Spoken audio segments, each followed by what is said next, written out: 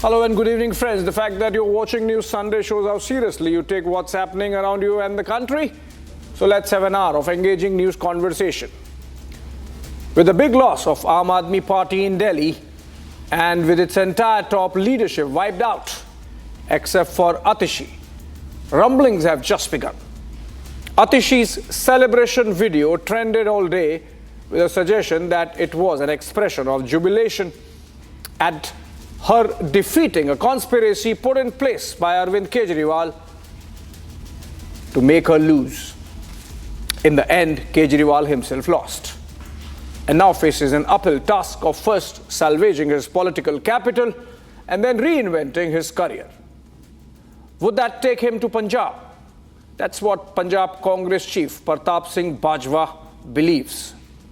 He's also the leader of opposition in the state and spoke to me a while back.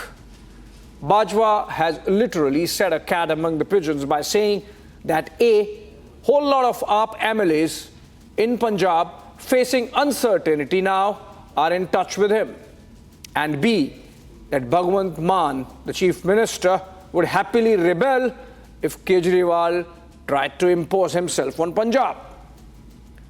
That leaves the AAP with more possible downside. Would the party be able to hold on to the only state that it is in power now? That's our conversation tonight at 9:30 p.m. But before that, a couple of hours back, Manipur Chief Minister Biren Singh resigned, just a day after having met Union Home Minister Amit Shah. This was a long time in coming. Not just the opposition, but even some legislators, MLAs within the BJP, particularly those of the Kuki ethnicity, had been seeking his ouster. Now that it has finally happened, would peace finally prevail in Manipur? That's what we discuss. Let me get you the headlines first.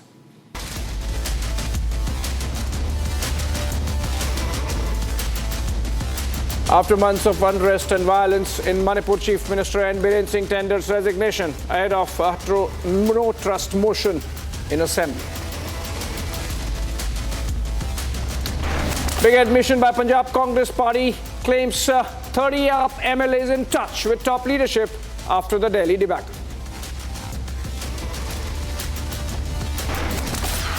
Elections done, results out, no announcement yet on Chief Minister face. BJP to hold formal meetings to discuss probables. It's the biggest crackdown against Red Terror. 31 Maoists neutralized in an encounter in Chhattisgarh, Bijapur district. 2 Jawans also martyred.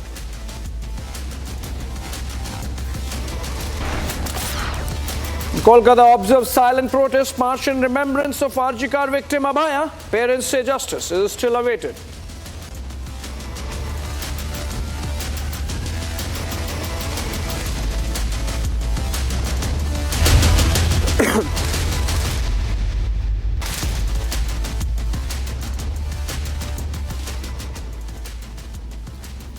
All right, friends, in a big development, after months of sectarian strife under fire, Manipur Chief Minister Biren Singh tendered his resignation today. The resignation followed a meeting with Union Home Minister Amit Shah in the national capital. Flanked by BJP MP and in charge of the Northeast Sambit Patra, state ministers and party MLAs, Biren Singh arrived at the Raj Bhavan in Imphal to put in his papers. Take a look at this report, then I come back with a conversation. Amid pressure from allies and from within the BJP, Manipur Chief Minister Biren Singh finally took the big call. After months of sectarian strife and unrest, claiming over 200 lives and leaving thousands more displaced and camping in makeshift shelters, Singh resigned as the Chief Minister. Flanked by BJP MP Sambit Patra, state ministers and party MLAs, Biren Singh arrived at the Raj Bhavan and tendered his resignation to Governor Ajay Bhalla. Significantly, the resignation followed a meeting between Biren Singh and Union Home Minister Amit Shah in the national capital earlier today. The assembly was kept under suspended animation till the next chief minister is named. According to top sources, the new chief minister is likely to be named tomorrow. The pressure had been growing on Biren Singh to put in his papers, with multiple BJP MLAs camping in the national capital to press for a change of guard in the state. In what could be a positive fallout of the chief minister's resignation, estranged ally National People's Party is likely to review its withdrawal of support to the ruling BJP in light of the development. Singh had been under fire from the opposition and from within the party for failing to tamp down on the cycle of sectarian violence in the state. With the chief minister now out, will his exit pave the way for the restoration of peace in Manipur?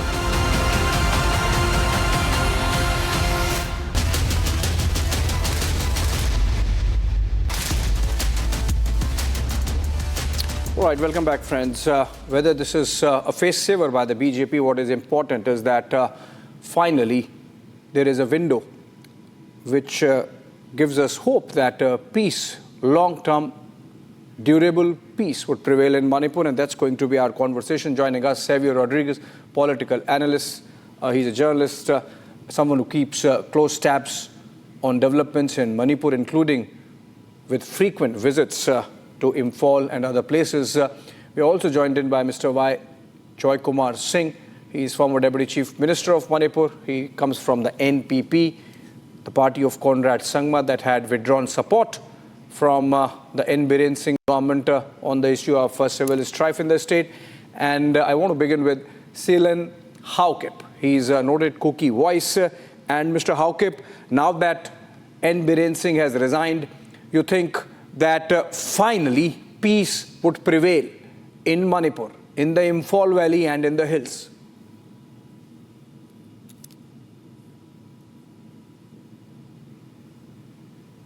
Mr. Haukip?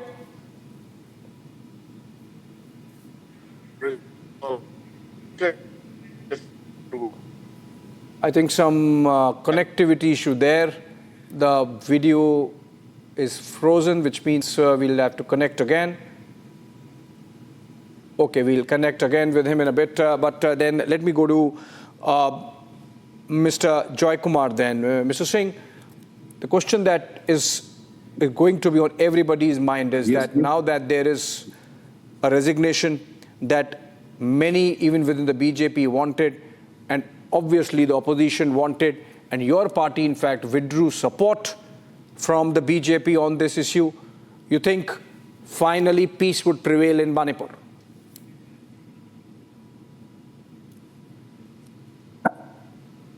Well, I would say that it is an opening.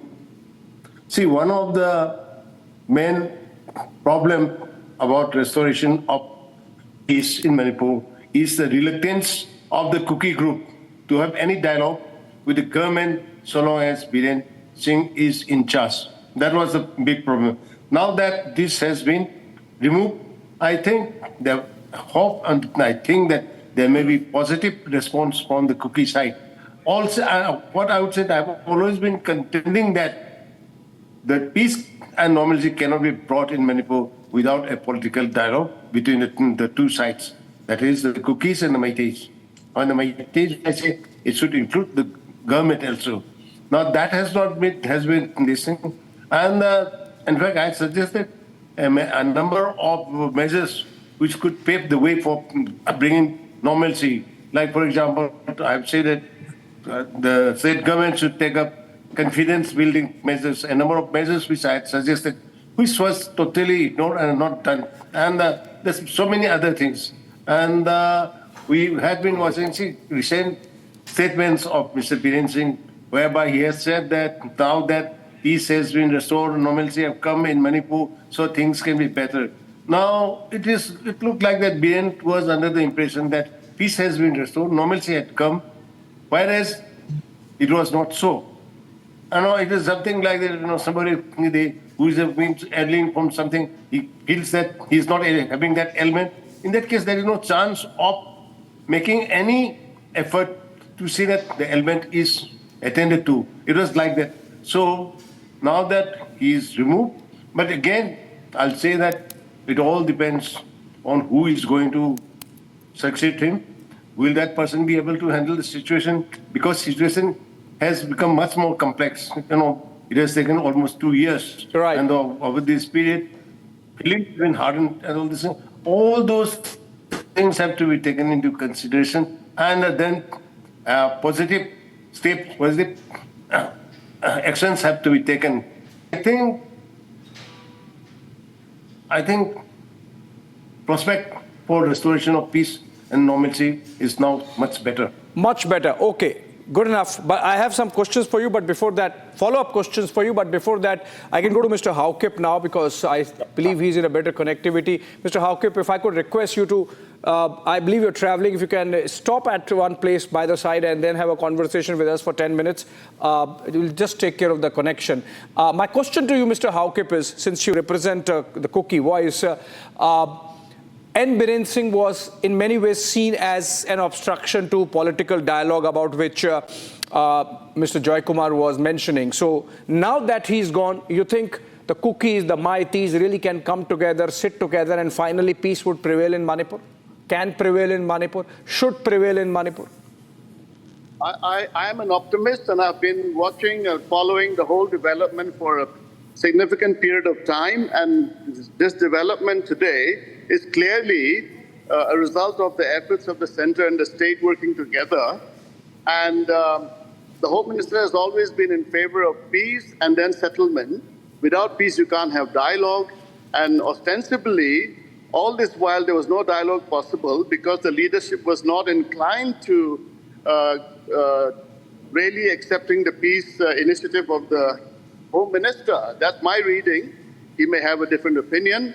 But in a nutshell, the fact that he is, in the general sense, seen as the obstacle in the way to peace, and the center in its wisdom has, I'm sure, had some input for today's development, and we can only be certain that the next following days will reveal whether the path of peace will be established, which will be perhaps a long haul, and we should view today's development as a step in the right direction.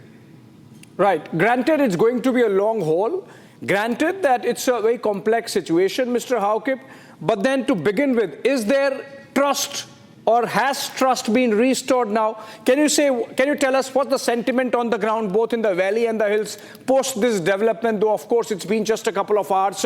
You think it has enthused the interlocutors on both the sides to have faith and trust in the process of dialogue, in the center and in the Ministry of Home Affairs' intention to get the two sides together? I'm told there is some dialogue that was already happening. You think now it can be above board, in front of everyone, and that the intent is right, is something which has been proven with this step?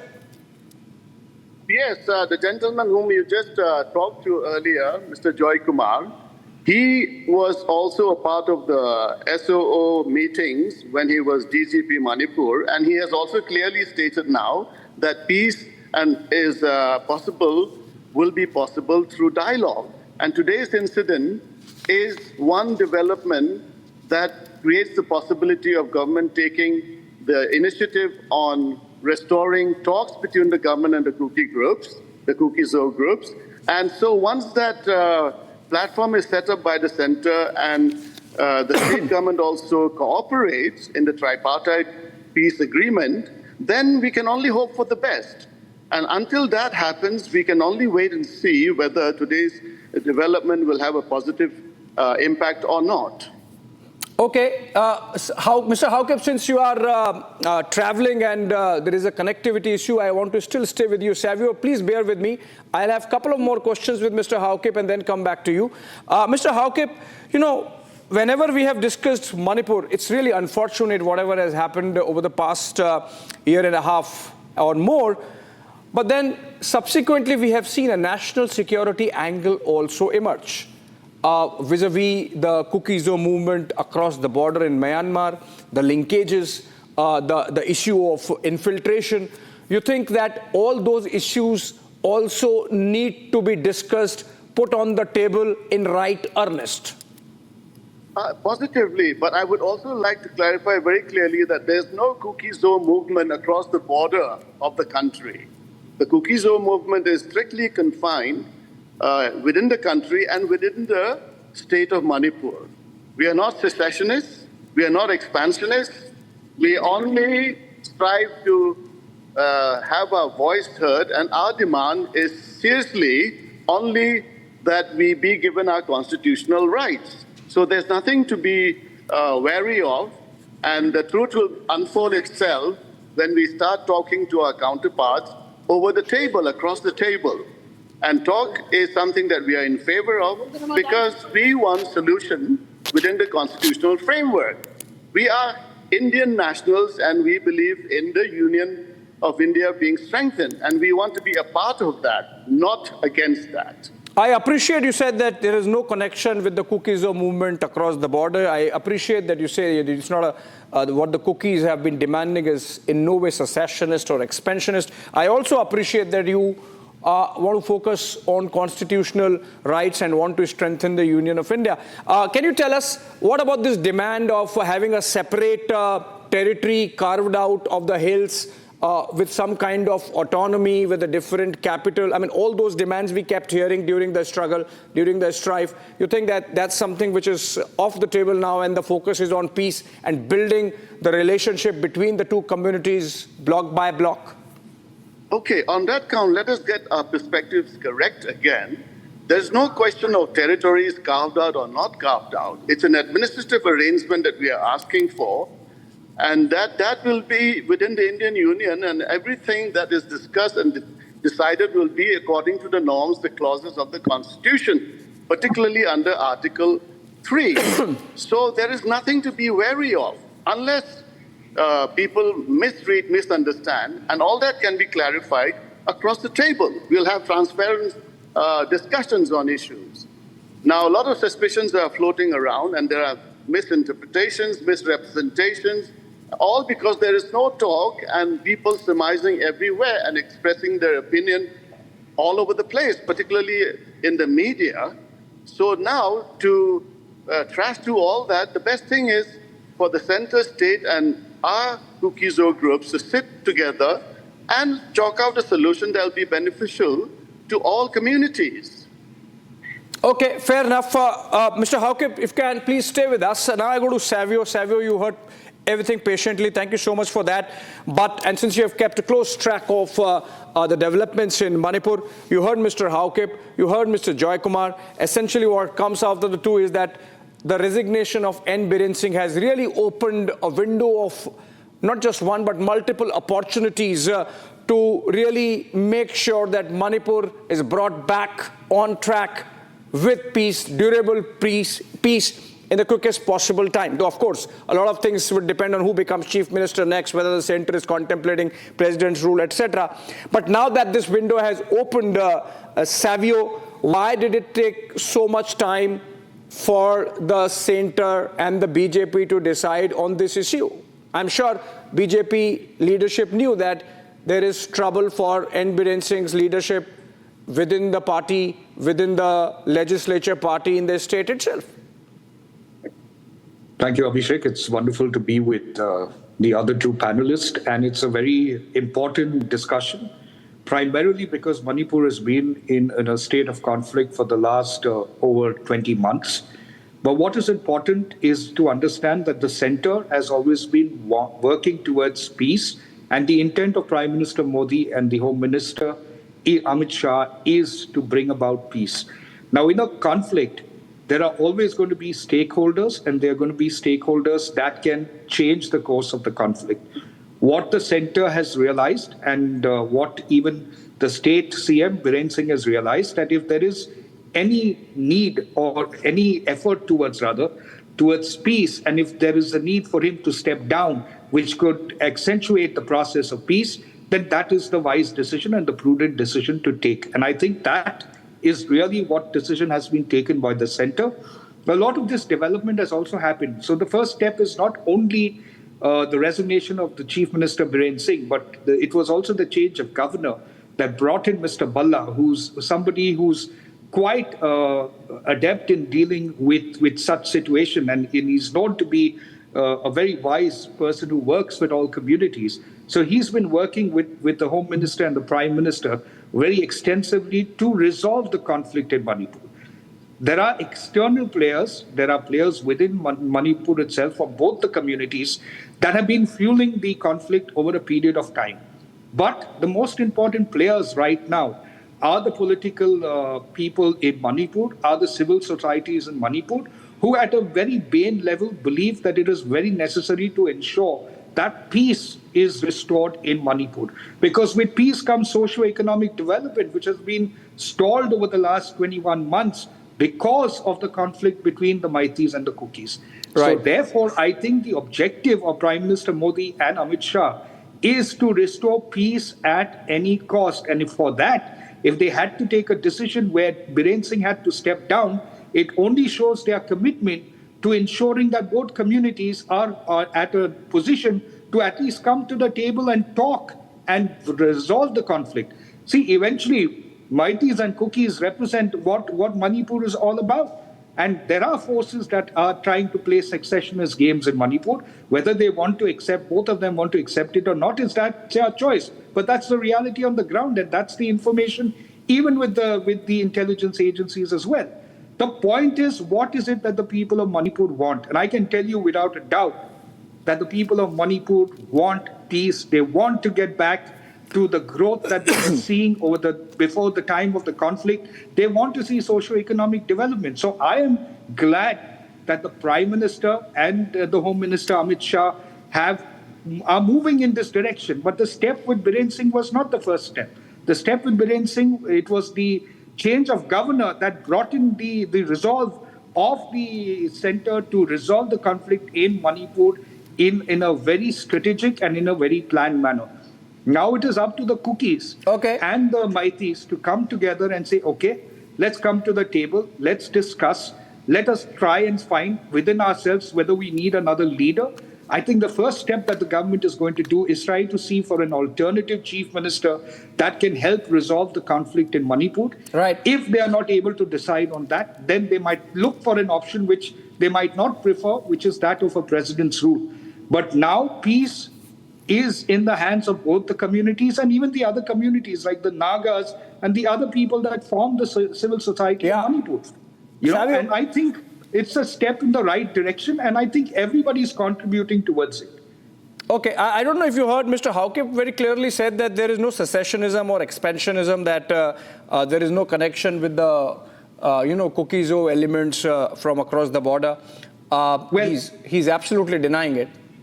No, so Abhishek, while I respect what Mr. Haukip has said and with what Mr. Jai Kumar has said, I don't know whether they want to accept it, but there is secessionist movements that get inflamed when a situation is not brought under control. So like it's a child that is probably left unattended to, then you get very negative thoughts coming to that child to try and get solutions to that problem. There is no doubt that there are some forces in Manipur that do have the secessionist thought in their mind. But there is a larger force of people that consider themselves to be a part of Manipur and therefore want to work with the center and the state to ensure peace is brought back to Manipur. Right. And Mr. Haukip and Joy Kumar are people who represent those people that want peace. In any society, you're going to get negative people trying to do something different. Yeah, let me take this to Mr. Joy Kumar then. Mr. Joy Kumar, you're saying this is a window, but Mr. Haukip is still talking about some very ticklish issues that have really kept the embers hot and red in Manipur. So he's saying that there is nothing wrong in talking about an administrative arrangement. It is well within the Indian Union, Article 3, etc. Let there be a transparent discussion on whether there can be a separate administrative territory for the Kukis. You think this is a non-starter if peace has to prevail? I must say that to a certain extent, it will be a non-starter. In any case, what I believe, what I understand, I've been in the state in the police and as a DGP for about 7 years. And it was during my time that situation was controlled, particularly what we call the secessionist movement, particularly of the Métis. Those were all controlled. Now the point here, I think, most important, as Mr. Rodriguez mentioned, all started with the change of the governor. The governor, I will say, that is a very positive thing. I've also met him and I've requested him that to pay attention or to ensure that rule of law prevails in the state of Manipur. Once that is done, I think things will become much better. From both sides, since rules of law has not been prevailing or has been taken for a ride, that's why there are lots of misunderstanding, lots of mistrust. But once rule of law, from the Métis side, certain groups, I won't not like to name, but everyone knows, and from the Kuki side also is there. So another thing is that Mr. Hawkins, that is his view, but there is definitely certain involvement of the Joe Kuki groups across the border. I mean, for obvious reasons, I'd not like to discuss that. It will take too much time. So it is there.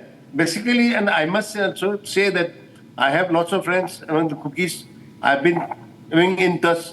They are also quite fatigued, and they know also, and they realize that violence does not pay. No one is a winner. I mean, when one is resorting to violence. So one has lots of hope in the sense that people, common people, let's not talk of only certain leaders. When we talk of Métis, don't take me as the entire Métis. There are lots of people also, others who might be thinking in the same line as I do, or who may not be. But everyone is quite fatigued and everyone wants to have peace and a normalcy restored in the state of Manipur. I think that is a main crux issue. I mean, on which I think the state can have lots of hope. And today's development definitely is a very big positive development towards restoration of peace and normalcy. Right. Mr. Hawkip, you heard both Savio and Mr. Joy Kumar, and I certainly did, yeah. Thank Savio you. does not seem to be in agreement with you insofar as some aspects of the Kuki movement are concerned. And then the fact of the matter is, Mr. Hawkip, whatever happened cannot be justified. But the trigger really came with that rally that happened in Churachandpur, and the manner in which it was organized, the manner in which many of the things were pre-planned, including the presence of international media. There was definitely an element of, wanting to create trouble. Now that Biren Singh is gone, he has resigned, can we begin with a clean slate? Can you promise that, yes, with a lot of integrity, the dialogue would begin, political dialogue, whenever the center so chooses? I would agree no less than for the center to initiate dialogue and we talk seriously about issues without, having to listen to people who care but have their own opinions. What matters now is the government.